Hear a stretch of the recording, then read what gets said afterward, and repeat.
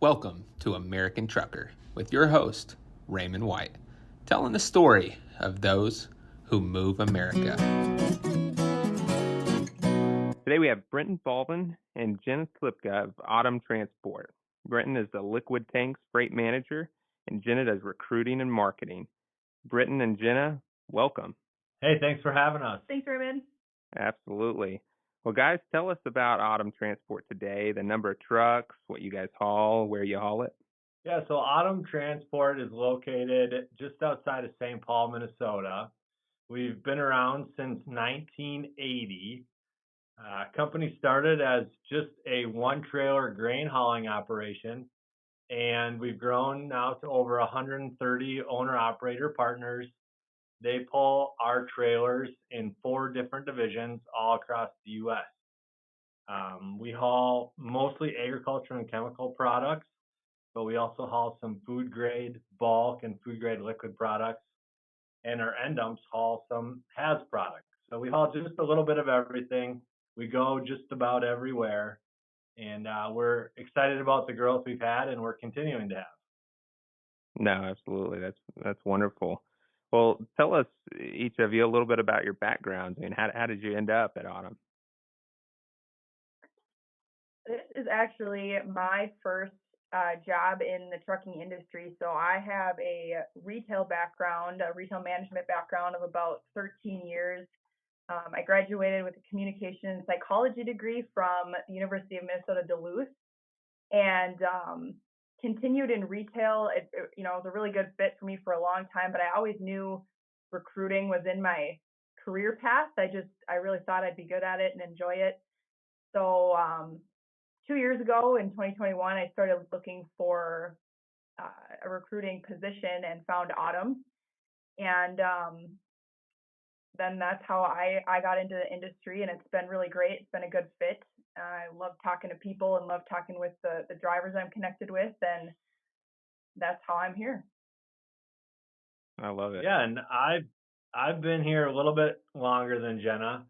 Jenna and I joke, we have a podcast for our company called the Autumn Transport Podcast. And somehow in every podcast, I bring up the fact that I am the son of a truck driver and also the son of a truck driver who worked for Autumn Transport. So my dad drove truck his entire life. I grew up around trucks, had a big shop at home, and would be out there with him while he was greasing the fifth wheel and changing the oil and all the other stuff that owner operators and drivers have to work so hard to do to maintain their rigs. Also, like Jenna, I was in retail management for about 5 years, worked for Walmart and Target in the stores, and came to a point in life where I wanted to make a change. Had young kids at home and didn't want another stint working overnights. And so my dad actually gave Autumn a call just as a reach out, a contact, and they happened to have a dispatcher position open at the time. So I interviewed and came on board here with Autumn in 2013. So I'm about a month away from my 10-year anniversary, and I've been running the liquid tank division since about 2016. Wow. Well, you got it running through your blood, and Jenna, I think it's running through yours now too. It seems like you don't want to go back to the retail. It doesn't sound like. Oh, no, definitely not. I mean, retail is a whole nother beast if you've never done it. The schedule is hard on you. Might not seem like it, but yeah, it's tough. I've got young kids too, so like Brenton said, it's kind of getting out of that was a good decision. Ray, we wouldn't let her leave even if she wanted to. Yeah, she brings a ton of energy and spark to the office, and we're pretty lucky to have her. I know our drivers love talking to her on the phone, and she does a great job. So even if she wants to go fold clothes again, we're not going to let her. She's tied down. That's great. Well, guys, tell me about what industry problems that you guys currently face in each of your individual roles. Yeah, I'll take that one first. I think that the challenges that we're facing, the problems and hurdles are going to be pretty common to what most trucking companies are facing these days. competition in general, I guess we'll talk a little bit more about competition for quality, experienced drivers is something that we're always dealing with. But from the liquid tank and more the dispatch end, there seems to be a surplus of equipment in the market right now Mm, and a lack of product that needs to be shipped. Coming out of COVID was very interesting because we stayed very busy during COVID. And as a company during that time period, all the way through pretty much the end of 2022, things were great for us. Some of our very best years, we were adding drivers, adding customers, and one of those just mountaintop experiences in trucking where everything seemed to be going really well.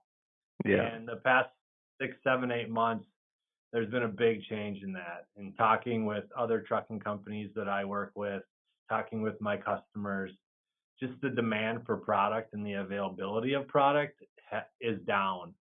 And then you couple that with the difficulties drivers are having to find mechanics to repair their trucks when they break down, finding Mhm. parts still a real big thing. There's long delays while drivers wait for the part they need to get fixed, and then tightening rates and rising fuel costs.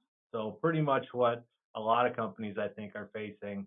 And the big bummer about that is the real burden that it puts on the owner operator or the driver. Mm, They have to eat a lot of those increasing costs, especially when it comes to when rates go down, but the price of a new tire or the price of a new radiator continues to go up.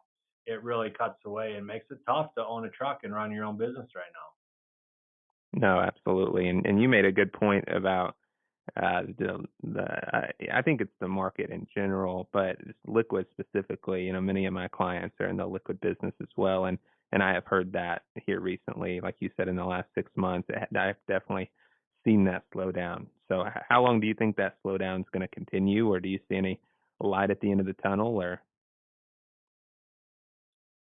It's tricky. I'm not a crystal ball kind of guy. We'll have a couple weeks that go by and it seems like things are on the uptick and you start getting excited and then it's like boom, real slow again. We've gone through this before. I mean, in the 10 years that I've been doing this, we've had periods like this that last a year, uh, year and a half. But yeah, I think come this fall, I really do think, October, November, things will pick up again before the holidays. And then I just hope to kick 2024 off really strong. that's What are you right. seeing with drivers? In my short 2 years being a recruiter now, I'm by no means an expert, but what I've noticed, at least struggling or hurdles that I've seen in the recruiting field, is my my hurdles are all based on everyone else's. So, like the first one I noticed was, the truck market. Kind of right out of the gate when I started 2021 into 2022, it's hard for me to sell a truck to a guy that's gonna be super expensive, right? And the market was just Hmm. crazy. We couldn't trade in. We were seeing astronomical prices. So for me, that was really a hurdle that I ran into for sure. And then you go into all the market issues that Brenton just touched on too. It's like there's a lot of hesitancy out there. A candidate will come to me with their own truck, and it's like they want all the information, and so there's a lot of back and forth that goes into that on you know getting someone leased on here. So a lot of different things that depend on and safety and operations and getting them qualified. And Autumn, I think we consider ourselves a little bit more strict when it comes to safety, which is definitely a good thing. But just looking for Absolutely. those quality candidates there um, can be tough. Yeah, no, absolutely. And that's one thing, Jenna, specifically that I wanted to ask you, which is on implementing a driver recruitment program. I hear all the time from companies that it's difficult, especially maybe if they're a smaller company that have not, hired somebody specifically for recruitment. Maybe the safety manager's also wearing that recruiting hat. So what is your specific strategy for driver recruitment? And then do you have any just tips that you would like to share? Yeah, we have, so in the office here, it's Mark and myself. So it's just a team of two recruiters here. He has been here for about 6 years, so I definitely have learned a lot from him in learning this industry. So as far as our strategy, there's two of us in an actual recruiting position. That is a very true statement that a lot of people wear that recruiting hat. There's times where I pass on a candidate to Brenton and I'm like, hey, tell them what you guys do. They've got some specific questions for dispatch that I might not necessarily be able to answer. So it's definitely a team effort, but I do want to say we have been really blessed here. We have, awesome drivers on our fleet, and then they know really great people that they are in their family that are drivers or that they've worked with in the past. And currently we have about 131 owner operator partners, and 61 of them are referrals that found us through someone that used to work here or still works with us. So that's just under half of our fleet finding us through a referral. So we have been really, really lucky to be able to utilize that as one of our strategies for recruiting, right? And then we also pair that with a nice referral bonus program, so a little bit of incentive to send us their people. But I genuinely feel that our drivers want good people to work with us. Yeah. You know what I mean? So we get those names from them, and we also do a little bit of Facebook and Craigslist recruiting when we feel like we need it, just to get that extra boost. So I guess as far as tips go, I would say what I've learned is straight up, don't lie. We don't lie to our candidates. We don't withhold some of the bad truths. We're super transparent about what they're going to see when they get here. We really believe in right place, right time candidates. So matching up, where they're located, if it's going to work for us and them, how long they're staying out, and experience that they have. And I always keep family in the back of my mind too, because these are people. And my tip would just be, have that value and care about them as a person when you're considering them, bringing them on. If they're not a good fit, like, why would you push for that? So Yeah, absolutely. And I'm a big believer that referrals come really through culture. And so I guess the question for both of you is, what is I mean, I guess, culture is not just, it doesn't just happen. So at Autumn Transport, what are some of the deliberate actions that you guys feel like you take to create that culture? And that's a really impressive referral number. So you guys are, like you said, you're honest and you're telling people the truth and you're treating people the right way. But is there anything specifically that you feel like is driving that number of referrals? Yeah, I would jump in here and kind of tie this with the same way that we manage our current drivers is the same mindset that we have when we're out recruiting new drivers. And it really comes down to our 4 values here at Autumn. They're stenciled on our wall when you walk in the office, real big for everybody to see, and things that we talk about in our meetings and in our reviews. And those values are integrity, service, family, and leadership. And those 4 words kind of encapsulate the way that we approach new drivers and the way that we approach our current drivers. So having integrity starts with, like Jenna said, telling everyone the truth, the good and the bad. We lay out what people should experience, and we've literally, Jenna and I both, have brought a driver on who said, man, it felt like you were trying to talk me out of it. yeah, And that really came down to just telling them the truth, not sugarcoating anything, and getting somebody in here just for the sake of getting them in here, and then they get frustrated with their dispatch team when it doesn't line up with their expectations. Second value of service. We want to do everything we can to serve our drivers. So that starts with Mark and Jenna, who go above and beyond in the recruiting process to answer questions. I give them a hard time because they give recruits their personal cell phone numbers, and then they get calls when they're not in the office. But it's just another act of service to be accessible to those people at the beginning of the process. And then as they come on board in managing those drivers, to make sure that our dispatch teams are doing everything we can to get them the right load information, to honor their home time requests, to find them help when they have breakdowns. and everything in between. The big thing at Autumn, though, is our value around family. And this really speaks to what you said about our culture.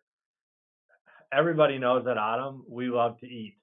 In the office, we always are having, we're having potlucks, we're having special lunches where our CEO goes out and grills for the staff.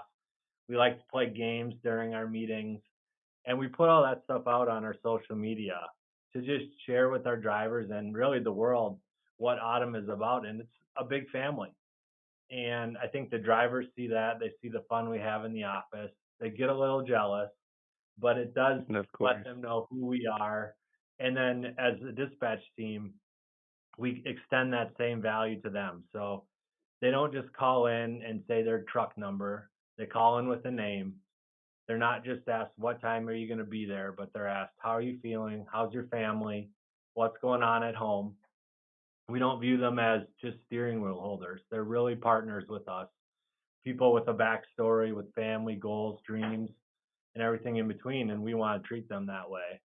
And then finally, just leadership. Everybody at Autumn, from our CEO to recruiting to the office team to dispatch to the drivers, everyone is a leader. Everyone has an opportunity to step up, say, I can handle that, see a need and fill the need, and to be recognized that way. And so those four values, integrity, service, family, and leadership, I think really build our culture and guide everything that we do.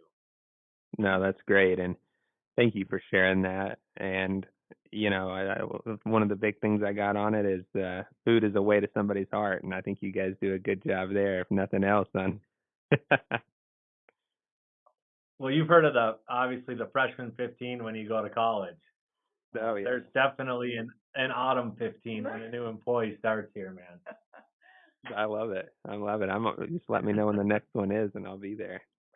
Yeah, come on up, Ray. We'd love to have you.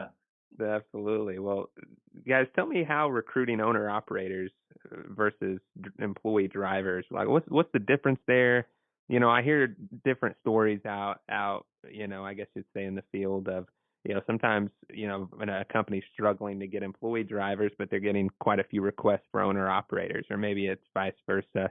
I mean, I guess a good question is, what are you guys looking for right now, and then what's the difference in I guess, bringing someone on in the different capacity. Yeah, so here at Autumn we actually don't have any company drivers at all. So I've never had the experience of recruiting for that, but I know one huge difference that I've learned here is with an owner operator, they're running a business, right? So Mm, they're coming on, they have a lot more responsibility than a company driver. That truck is, they're working towards the goal of owning that truck. At least with us, they're leasing that over anywhere from 3 to 5 years. So there's a lot of responsibility that goes into that. We actually really encourage the savings account, maintenance account, preparing for breakdowns and planning your fuel, your trips. I mean, they have tax responsibility, right, that you wouldn't necessarily have as a company driver. So there's just a lot more responsibility that goes into it. I've talked to candidates everywhere from someone who's been doing it for 30 years plus to someone who is looking to do their first owner operator position. So it's kind of interesting mhm. because I feel like you're almost talking them into it as a recruiter, right? You're kind of selling like, hey, this is there's going to be a lot more to it. And I have seen a lot of success stories, at least with us, guys that have maybe had reservations about it and now are doing it and kicking some butt. So That's yeah. awesome. Mhm. Yeah, you can tell from a dispatch perspective, guys who have experience as owner operators versus guys who have been employee or company drivers. There's Mm, just a lot more ownership that comes with an owner operator. There's also the opportunity to say no to a load. So when a driver leases on with us as an owner operator, they have the authority to say, I won't do that load for that rate. I don't yeah, want to go to this state, all of those sorts of things. Where a company driver is a lot more in a situation where they just kind of have to go where they're told, do the load, and take the pay that it offers. They're not in a position to really debate or discuss with their dispatcher the plan. Where our guys and gals, we have quite a few female drivers as well, which is a cool differentiator about Autumn. But our guys and gals that are out on the road, it makes a real true partnership because we own the trailer and they own the truck. And if they're not happy, if they're not successful, if they're not making money, then we as a company don't make any money because that trailer is not going to load and deliver itself, right? That's right. So we, we're kind of in a situation where we need to coexist and depend on one another for each other's success. Absolutely. And what is your guys' I guess approach to managing owner operators? I've there's I think I've heard a lot of success stories of great partnerships. And then I've also heard some things of maybe they feel like they have to step on eggshells around their owner operators. I mean, what is your guys' approach to managing owner operators? For me, it just comes down to being a personable, good person, living out those four values that I mentioned earlier, and making sure that the drivers are feeling heard. One of the things that we score ourselves on once a month is do our drivers feel valued, heard, and cared for. Mm. I believe that everybody wants to be known and to know another person, and we try to remember that our drivers are often living in their trucks. They're away from home for 2, 3, 4, or more weeks at a time, away from their family, away from an easy shower, a nice meal. I spoke to a driver this morning who was at a truck stop all night sick in his truck. And, Oh man. I can imagine when I'm sick, I want to be home in my bed, and he's stuck in a truck. And so we talk a lot as a staff and about managing our drivers. And that key component is just treat them like you want to be treated, the golden rule, and get to know them. Every guy, every gal has different way of approaching a conversation, a different way of communicating. And so it takes a little bit of work, but if you do the work and you get to know, you can have a lot of success. I No, also would like to add, I don't really look at it as managing, and this is probably coming from my retail background, but we, in that, in retail, we started to kind of change the verbiage, right? From being a manager to like I was a team leader. And so going back to like one of our values, right? Leadership, it's not like I don't feel like I'm managing anybody. They're running their I own love that. business. You know what I mean? It's more of like a partnership. It's building that trust. It's knowing their kids' names, knowing their dog, knowing what's going on at home. You know what I mean? I don't ever look at it as managing somebody. Um, Yeah, if you think about a marriage, in a successful marriage, you're not going to have a husband managing a wife or a wife Mm, managing the husband. You're each going to have your own uniqueness that you bring to the situation and your own style, and sometimes your own goals and your disagreements.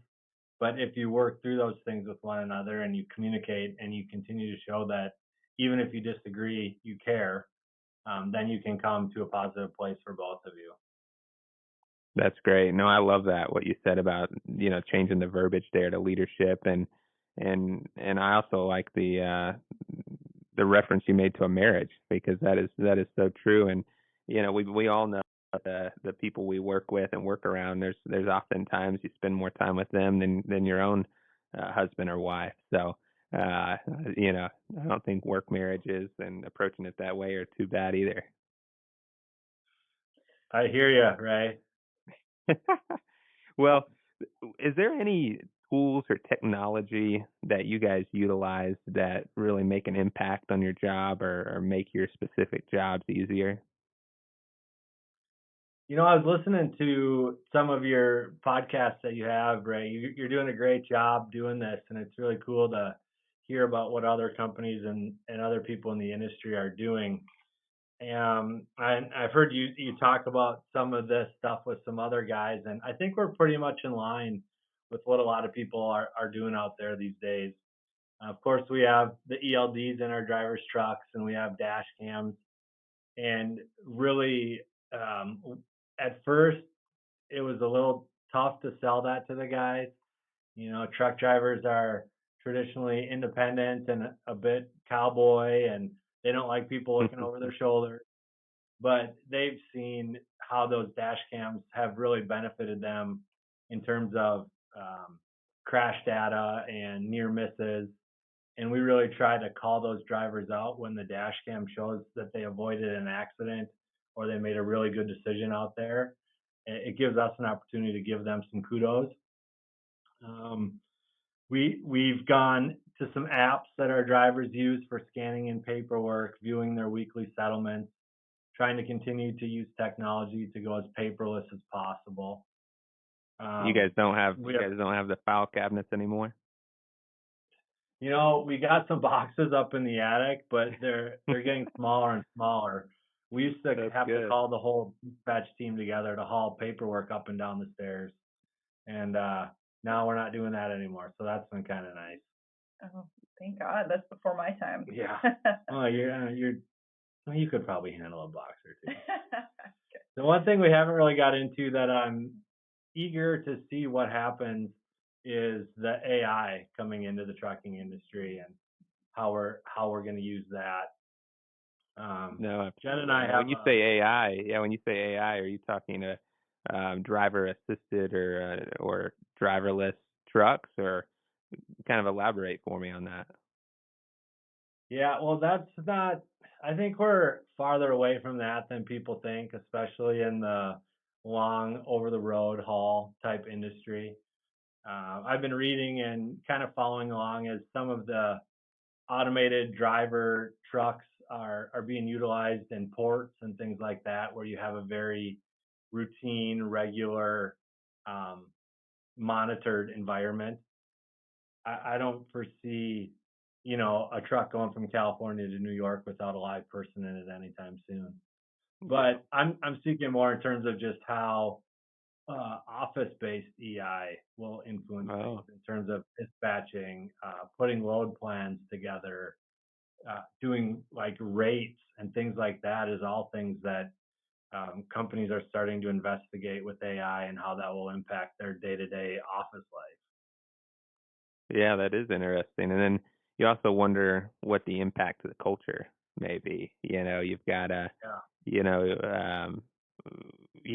you've got I don't want to say that all owner operators or all truck drivers are skewed to the older age, and that's definitely not the case. And I'd actually like to hear, what your split of age among your driver population is. And of course, there's always, needs to be and continues to need to be a strong effort to recruiting younger drivers and younger people into the industry. But you also wonder for the population of drivers who are older, are they going to want to work for a company that they have to deal with some more technology or not deal with a real person? Yeah, that's something that we've definitely encountered. We made the switch recently to move the driver settlements every week off. We had a driver login portal on our website, and we actually just launched a new website last week. autumntransport.com is brand new. So if any of your listeners here want to go check that out, they can check out our new site, and we got a link to the podcast on there. Interesting thing we interviewed the president of the Minnesota Trucking Association, and he was Oh, talking cool. about recruiting new drivers and younger drivers. And he asked Jenna an interesting question about how long does it take to get a 20-year-old driver. Is that what he said? 20? How long does it take to make a 24-year-old driver or something like that, he said? Yeah. And, Yeah. and the point was 24 years, right? So to get younger guys in, what I'm trying to say here is we need to continue to recruit younger drivers so that the pipeline stays full as the older drivers drop off.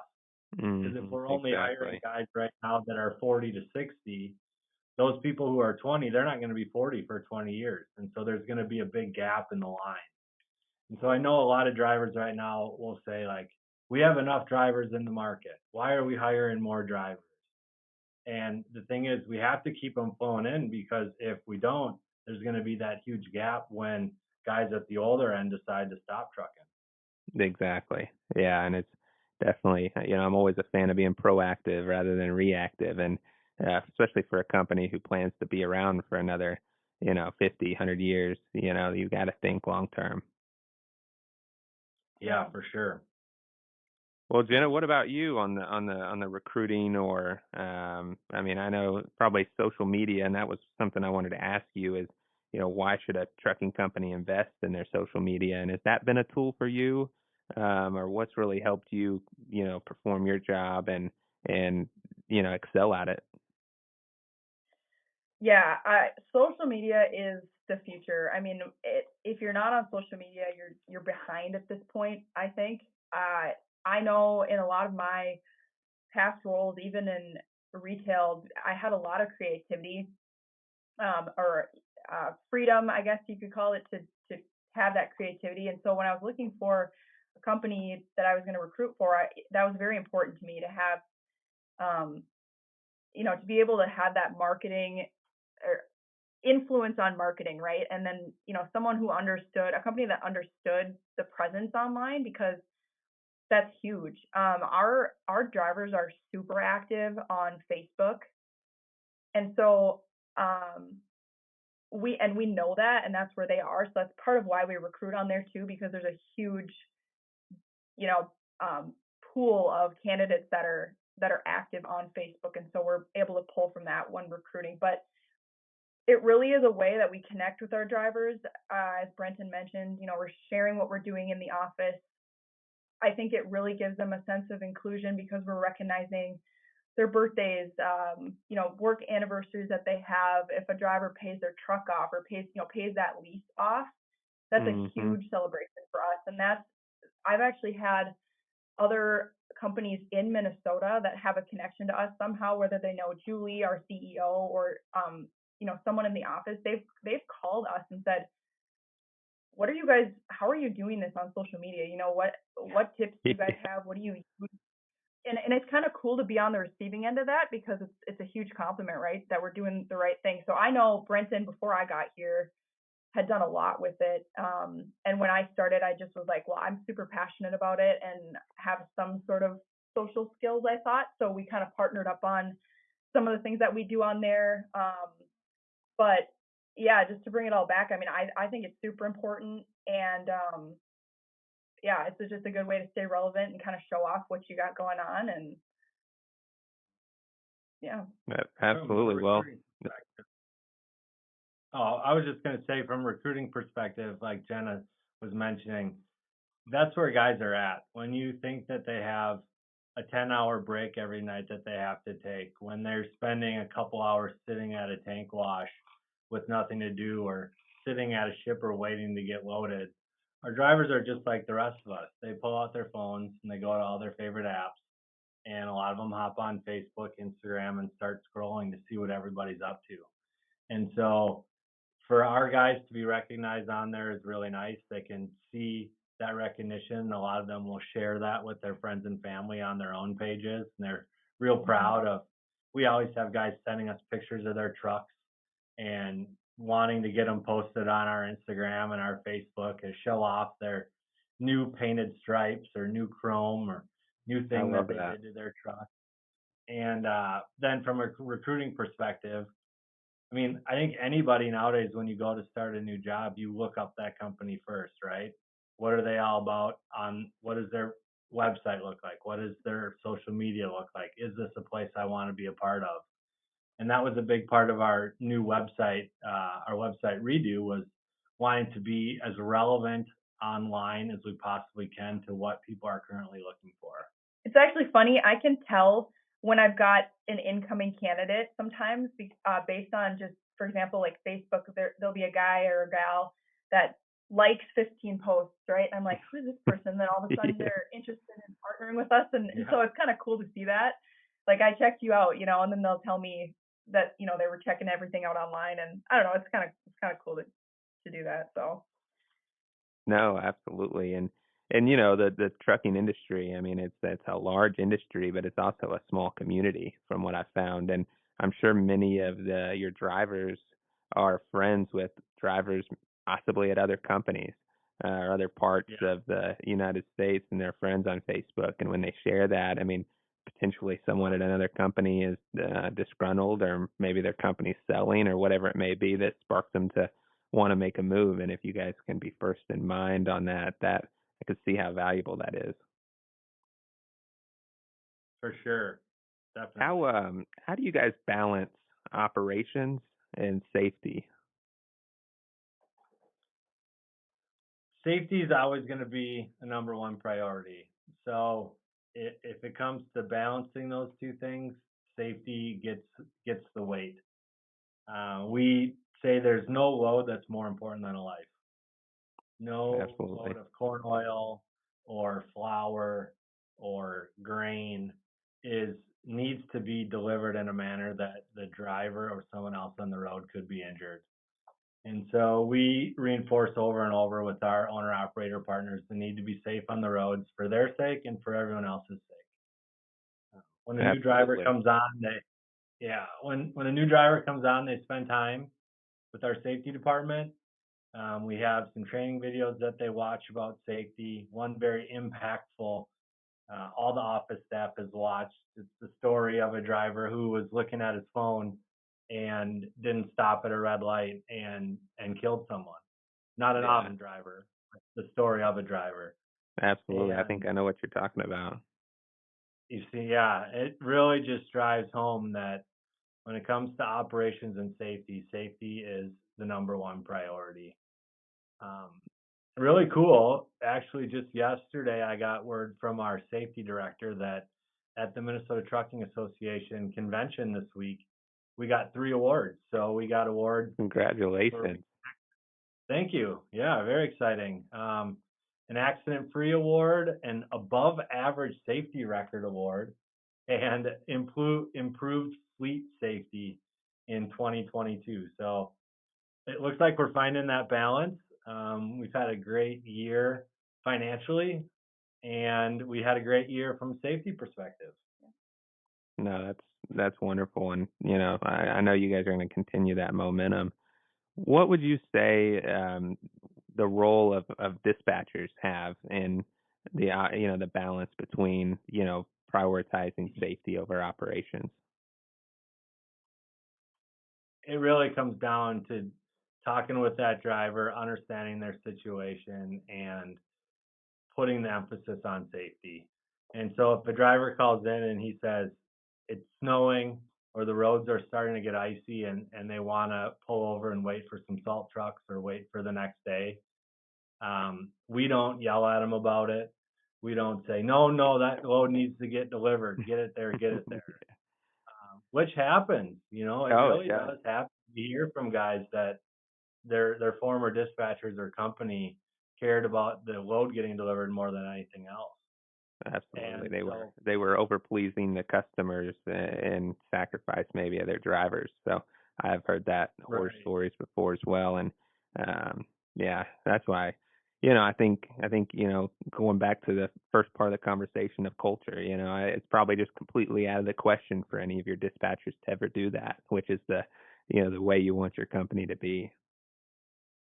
Yeah, 100%. I mean, I think of an example. I think it was last summer. Um, the hurricane down in Florida. Was that last summer? I think it was last year at some point. But when word was going around on the news of when that hurricane was going to hit, our business strategist Chris and our operations manager Josh walked around the office, touched base with each division to find out where our drivers at, was everybody safe, was anybody planning to be down in Florida, and then the direction was to communicate with the customer. We're not sending our driver. You're going to get that load picked up, or you're going to get that load delivered after the storm passes. Mm. And so, we definitely put the safety of the driver first over the need of the customer if push came to shove. Um, and did that, like you said, as an action ahead of time, not as a reaction to the situation. No, absolutely. Are you guys hiring drivers without any tanker experience? And do you have a specific training process for that, or are you looking for drivers who already have that tanker experience? I'll let Jenna talk a little bit more about that, but one of the things that I've asked for her to do, her and Mark, is to try to find drivers with tanker experience. It can get extremely expensive if you have a tank roll over because the driver isn't used to pulling liquid. Spills can be unbelievably expensive with environmental costs, cleanup, and hazmat. We don't do hazmat, but just a lot of concern about any sort of liquid that's spilled out into the road or down a ditch or anything like that. So Jenna, what I know you and I have talked about this a little bit, and how do you approach that with the recruits? Yeah, I mean, prior experience is not negotiable for that. I mean, just like Brenton said, he hit it on the head. I wouldn't even consider it just because of the safety aspect to that, and putting that driver and the autumn at risk in that situation. So yeah.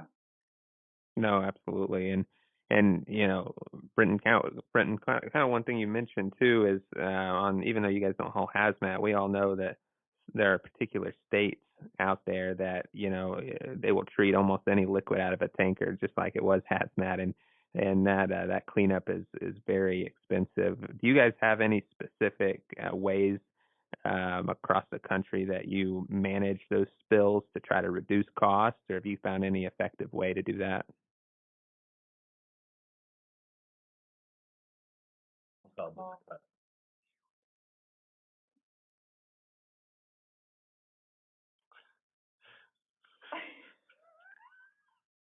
No.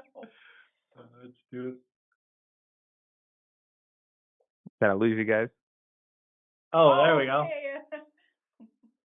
No, no Can you hear problem. us? Yeah, were you able to hear that last question? No, I caught the beginning of it. So you were asking, do we have any specific ways of tracking across the country something? Well, across the country with the any kind of tanker spills, do you guys have a way or strategy to mitigate the cost of those? Maybe a vendor network that you've subscribed to, or maybe your insurance partner has a way of handling that reduces costs. Because I know whether you haul hazmat or not, any liquid tanker that you mentioned that rolled over is expensive to mitigate that spill. Have you guys found any strategy to reduce that cost? It's a good question, and I can't say affirmatively yes. We do have a good partnership with our insurance provider, and in a few of the scenarios where we have had some spills, they've been a good partner to us to get those resolved. Smaller issues, we will just kind of reach out to a local um, cleanup vendor or work with a customer maybe and ask who they recommend in the area to come in and clean up the spill. But anything major like that, I would report to our operations manager, and then he would partner with our insurance provider to come up with a cleanup solution. No, absolutely. Absolutely. And then what is your approach to ongoing training when it comes to your owner operators? Well, have you ever heard the phrase "just throw them to the wolves"? That's right. No, a couple of things. I'll let Jenna speak to the driver mentorship program, but one of the things that we have had and are currently updating is a set of online training videos. So we're bringing one of our most experienced owner operators from each division to the office. And then Jen and I are in the process of recording them walk through the truck and the trailer and explain how they use that equipment to load and unload that specific trailer. So we have a couple of our divisions done right now, and we're just editing some video to put that together, and then we have a couple more guys planned to come to the office. But providing that online resource that a driver can hop online, hop on YouTube, watch a couple videos of other autumn drivers, and then the mentorship program. So Jenna, why don't you talk about that? Yeah, so I've read articles and I know this is true. One of the main reasons that, drivers leave a company is because of insufficient training, or they just don't feel like they have the skills or knowledge to do their job. Mhm. So, in reaction to that, I've had a lot of drivers say, hey, is there someone that I could link up with that I could ask a few questions, whether that's before they even lease on, whether that's, right after orientation, they've kind of got that mentor with us that we pair them up with. So it's been a great tool. I'm actually working on really building this up and making a big deal about it. We ideally have, about 5 mentors in each division that we pretty much just freely give out their number to our new hires and just, hey, this person is there for you if you have any questions. And then sometimes it becomes more of a program where they've actually had quite a bit of feedback that they're giving me, like, we went over this and this is a huge issue. You should address that orientation going forward. And just kind of giving me that feedback has been super helpful so that we can kind of squash it next time. But yeah, it's been cool. I think I'm not sure how many other carriers do this, but it's not something I'm going to give up on. And I think, yeah, this partnership is super valuable to their training journey with us. No, I think that's great, and I look forward to hearing how that progresses and the success from it. Thank you. Yeah. Yeah. Yeah, absolutely. Well, Brenton and Jenna, this has been great, and the trucking business is so essential to our country, and you both play a critical role in it. So thank you guys so much for sharing. Yeah, it's our pleasure. Thanks for having us on. Thanks for the opportunity, Raymond. It's been great.